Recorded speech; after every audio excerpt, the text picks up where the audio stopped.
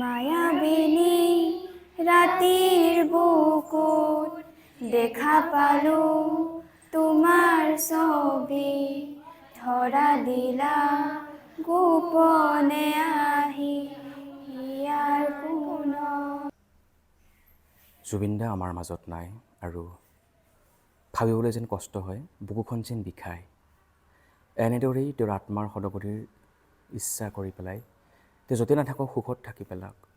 আমাৰ মাজত যদি তেওঁ সদায় অমৰ হৈ থাকে, জুবিন দা যাতে আমাৰ সকলো মৰমৰ হৈ থাকে, তাৰ বাবে এনেদৰে 1 মিনিট মৌন এটা অৱলম্বন কৰিছে। হয়তো সকলোৰে বাবে কষ্টকৰ এই বিশেষ সময়। জুবিন গাৰ্গ আমাৰ মাজত যেন নাই, সেয়া আমি কোনো বিশ্বাসত ল'ব পৰা নাই। আৰু আজি সকলো শোকাকুল হৈ পৰিছে। ইতিমধ্যেই তেওঁৰ নশ্বৰ শৰীৰ গুৱাহাটী আহি পাইছেহি আৰু এয়া হৈছে পৰিৱেশ বঙাইগাঁও জিলাৰ মানিকপুৰৰ। আৰু আমাৰ এই মৰমৰ শিল্পীজনৰ প্ৰতিচ্ছবিত এনেদৰেই মানিকপুৰৰ অভিনেতা তথা পৰিচালক নজৰুল ইছলাম তেখেতে এনেদৰেই ফুলৰ মালা প্ৰথমতে দিছে আৰু এতিয়া তেওঁ চাকি জ্বলাই আছে। অৰ্থাৎ সেই বিশেষ মৰমৰ শিল্পীজনৰ প্ৰতি একাঁজলি শ্ৰদ্ধাঞ্জলি জ্ঞাপন কৰি আছে। আৰু এয়া হৈছে পৰিৱেশ বঙাইগাঁও জিলাৰ মানিকপুৰ থানাৰ অন্তৰ্গত আকাশগছটিৰ। আৰু আকাশগছটিয়ে বিভিন্ন সময়ত নাটকৰ জৰিয়তে হওক, গীত মাতৰ জৰিয়তে হওক মানিকপুৰত এক বিশেষ পৰিৱেশৰ সৃষ্টি কৰি আহিছে। আজি সকলোৱে কান্দিছে। এই পৰিৱেশ অকল মানিকপুৰত নহয়, গোটেই অসমখন আজি স্তব্ধ হৈ পৰিছে। আৰু দেখি আছে আকাশগছটিৰ ছাত্ৰ ছাত্ৰীসকল, অভিভাৱক অভিভাৱিকাসকল কণ কণ বিলাকৰো যেন চকু চলচলা হৈ পৰিছে। তেওঁলোকে যেন বুজি পাইছে তেওঁলোকৰ মৰমৰ আৰু জুবিন দা এইখন পৃথিৱীত নাই। আৰু 19 ছেপ্টেম্বৰ 2025 সেই বিশেষ দিনটোতেই আমি তেখেতক হেৰুৱাইছিলোঁ। ছিংগাপুৰত তেওঁ গৈছিলে আৰু ছিংগাপুৰত তেওঁ যেতিয়া ইয়টত উঠি পেলাই সাগৰৰ পাৰলৈ গৈছিলে, তাৰপিছতে তেওঁ পৰি গৈছিলে আৰু তাৰপিছৰ গোটেইখিনি কথা আমি জানো। কিন্তু ভবা নাছিলোঁ যে জুবিন দা আমাৰ মাজত মাত্ৰ 52 বছৰ বয়সতে তেওঁ আমাক এৰি পেলাই আমাক সকলোকে কোন্দাই পেলাই গুচি যাব। এই পৰিৱেশ হৈছে আকাশগছটিৰ। আজি মানিকপুৰ বন্ধ হৈ পৰিছে, অকল মানিকপুৰ বুলি গোটেই অসমখন বন্ধ হৈ পৰিছে। প্ৰত্যেকগৰাকী ব্যৱসায়ী নিজেই স্বইচ্ছাৰে স্বতঃস্ফূৰ্তভাৱে বন্ধ ৰাখিছে, কাৰণ জুবিন দা আমাৰ মাজত নাই। আজি অকল অসম বুলি নহয়, গোটেই ভাৰতবৰ্ষত সকলোৱে জানিব পাৰিছে যে যেন এটা নক্ষত্ৰ খৰি পৰিছে, যেন তৰা খহি পৰিছে, যেন ক'ৰবাত কিবা হেৰাই গৈছে। এই পৰিৱেশ হৈছে মানিকপুৰৰ। আমি আপোনাক দেখুৱাই আছোঁ।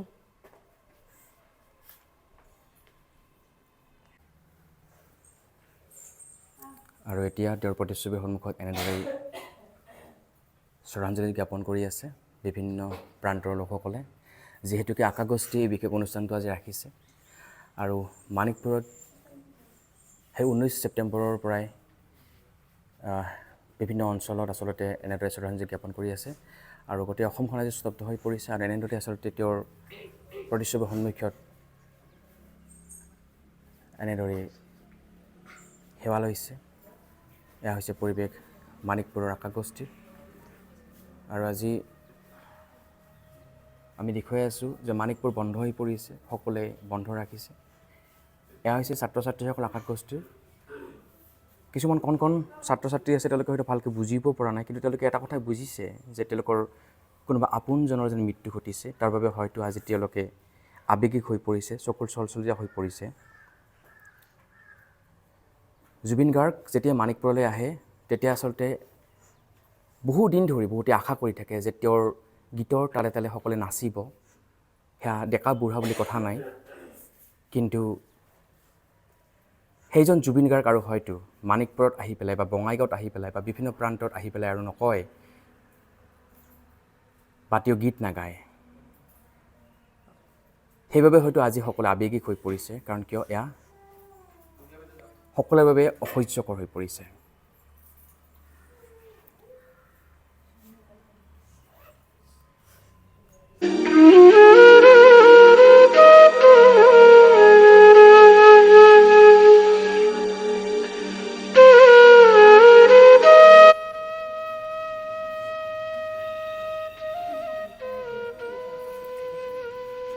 আমি দেখুৱাই আছোঁ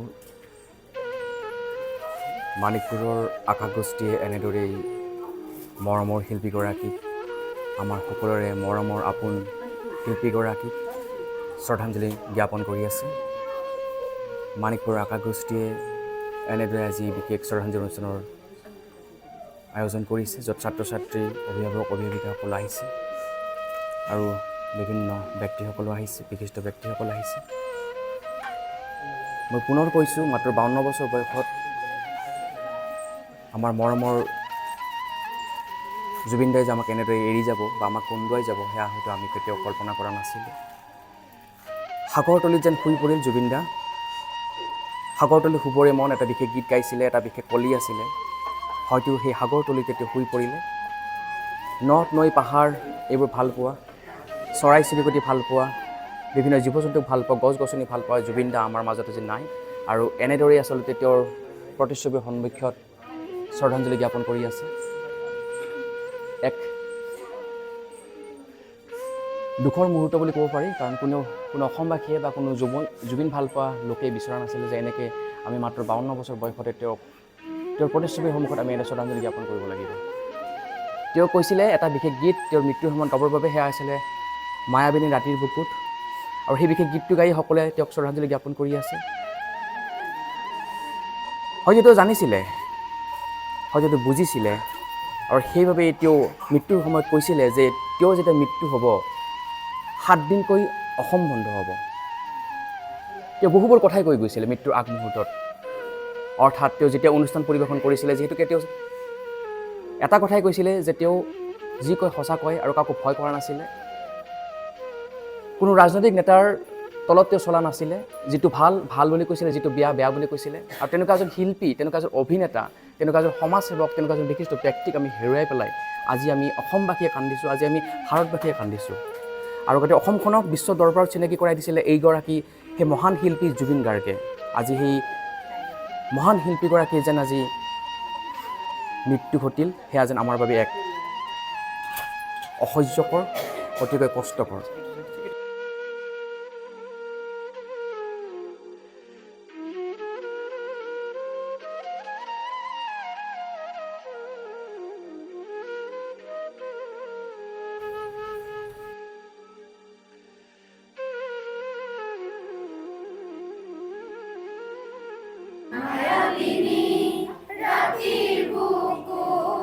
দেখা পালো তোমাৰ ছবি, ধৰা দিলা গোপনে আনি।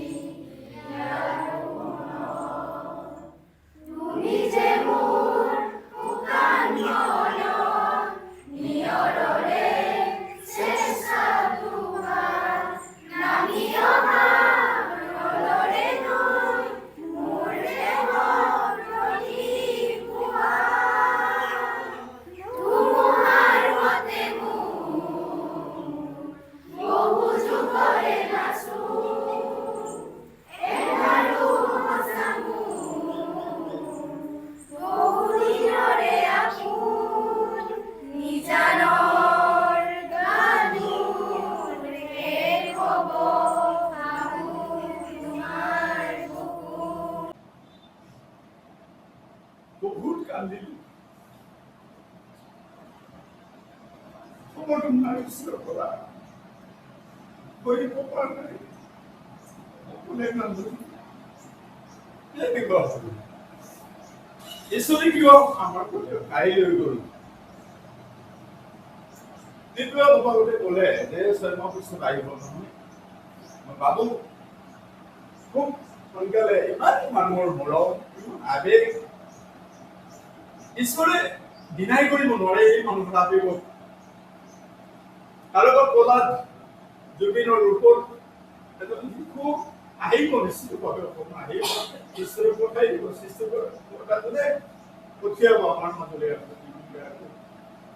গতিকে সকলোৰে এই জুবিন মামা দেখা হলো জুবিন দা, বয়োজ্যেষ্ঠ হলো জুবিন, কি আবেগ। গতিকে আচলতে কোনো ভাষা নাই। এটাই অনুৰোধ জনাওঁ, জুবিনক যেন আমি কোনোৱে পাহৰি নাযাওঁ। জুবিনৰ স্থান থাকিব আছে। গতিকে মই আচলতে আবেগিক হৈছোঁ, সম্ভৱ নহয়। বহুত কথা ক'বলগীয়া থাকে, কিন্তু অন্তৰে নামানে।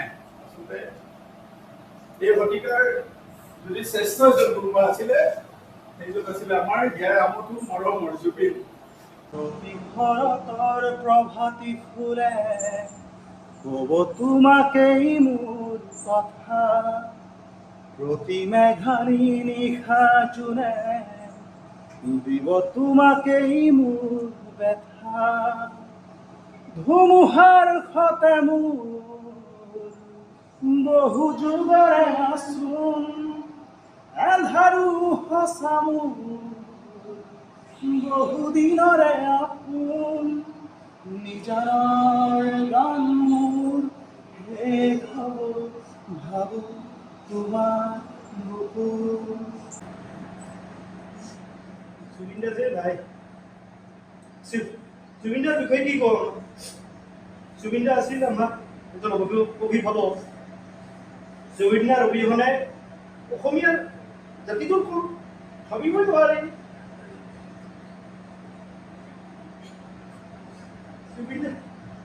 জুবিন দা আছিল গায়কে নহয়, সংগীত পৰিচালক, এজন অভিনেতা, কথাছবি পৰিচালক, কি নাই জুবিনৰ। দাদা হেৰাই গ'ল, অসমৰ এটা সম্পদ নোহোৱা হ'ল, এটা জাতিৰ এটা সত্তা নোহোৱা হ'ল। আচলতে আমি সকলোৱে আৱেগিক, কিন্তু কি কৰিম, এয়া অসহনীয় অকল্পনীয় বুলি আমি মানি ল'ব লাগিব। যাৰ কাৰণে জুবিন দাক লগ কৰাৰ কাৰণে আমি বিহু মঞ্চত যাই চিআৰপিৰ পিঠিত কোব খোৱা মনত আছে। জুবিন দাক লগ কৰাৰ কাৰণে কাহিলীপাৰাত খাৰগুলিত গৈ তেওঁৰ বাসগৃহৰ সন্মুখত 10 ঘণ্টা ৰৈ থকাও আমাৰ অতীত আছে, কিন্তু সেইবোৰ এতিয়া কৰিবলৈ তেওঁৱে নাই। যি কি নহওক, তেওঁৰ এয়া মৃত্যু এক শিল্প হওক। আৰু সকলোকে মই অনুৰোধ জনাইছোঁ যাতে সকলোৰে ঘৰত, সকলো ৰুমত এখন দাদাৰ ছবি থাকে, যাতে আমাৰ পিছৰ প্ৰজন্মই গম পায় যে অসমত এজন বাঘ আছিল, যিয়ে এটা কথা ক'লে পিছদিনা অসমত সেইটো কথা ক'লে এটা ট্ৰেন্স হ'লে। সকলোকে অনুৰোধ জনাইছোঁ যে সকলোৰে ঘৰত এখনকৈ দাদাৰ ছবি ৰাখক, আমাৰ পিছৰ প্ৰজন্ম গম পাওক যে জুবিন গাৰ্গ কোন আছিল।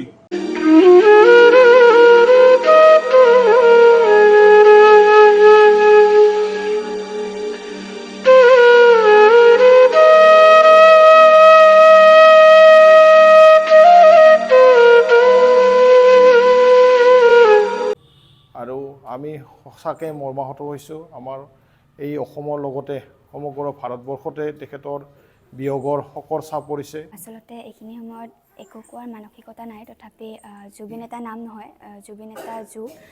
আৰু জুবিন দাক সকলোৱে ভাল পাইছিল, সৰু ল'ৰা ছোৱালীৰ পৰা জ্যেষ্ঠজনলৈ। সেইকাৰণে তেওঁৰ মৃত্যুত সকলোৱে মৰ্মাহিত হৈছে। আৰু মৃত্যুই জুবিনক অসমৰ পৰা কাঢ়ি নিব নোৱাৰিলে, সেইকাৰণে তেওঁক বিদেশত নি আমাৰ পৰা কাঢ়ি লৈ গ'ল। আৰু শেষত এষাৰ কথাই ক'ম যে জুবিন আমাৰ মাজত সদায় আছে, সদায় থাকিব। আৰু জুবিন দাই কৈছিল যে তেওঁৰ মৃত্যুত মায়াবিনী গীতটো বাজি উঠিব লাগিব, সেইকাৰণে তেওঁৰ কাৰণে আমি মায়াবিনী গীতটো অলপ গুণগুণাই দিছোঁ। মায়াবিনী ৰাতিৰ বুকুত দেখা পালোঁ তোমাৰ ছবি, ধৰা দিলা গোপনে আহি ইয়াৰ কোনত, তুমি যে মোৰ শুকান মনৰ নিয়ৰৰে চেঁচা টোপাল, নামি অহা ৰ'দৰে মোৰ দেহৰ প্ৰতিপুৱা, ধুমুহাৰ সতে মোৰ বহু দিনৰে নাচোন, এন্ধাৰো সঁচা মোৰ বহু দিনৰে আপোন, নিজানৰ